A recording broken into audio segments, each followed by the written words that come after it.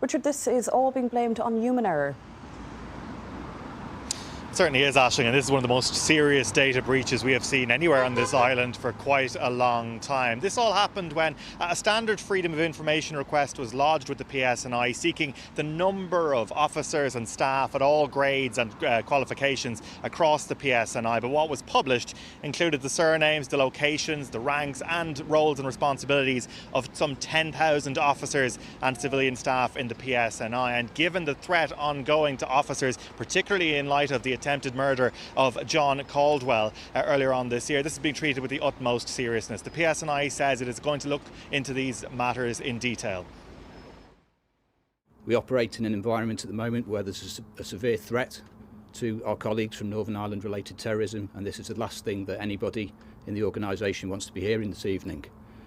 So I owe it to all of my colleagues to make sure that this is investigated thoroughly, and we've initiated that. We'll keep the police board informed, we'll keep all the staff associations informed of that investigation, and we've been engaging with them throughout the afternoon. The information was taken down very quickly, but nevertheless I do appreciate the concern that it will cause. I do apologise to officers. This is unacceptable.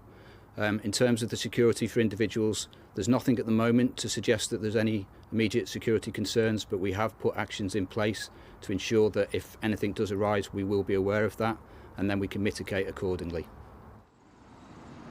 So while the Chief Constable says there is no specific security threat identified linked to this data breach at this point in time, the Police Federation, which represents officers on the ground, says it is inundated with expressions of anger and upset from officers and civilian staff at this point in time, with the union also saying that it doesn't believe that people in sensitive roles within the PSNI will be able to continue in those roles as a result of this data breach. Earlier on, the First Minister designate Michelle O'Neill was speaking to reporters here in Belfast. I asked her if lives were put at risk as a result of this breach.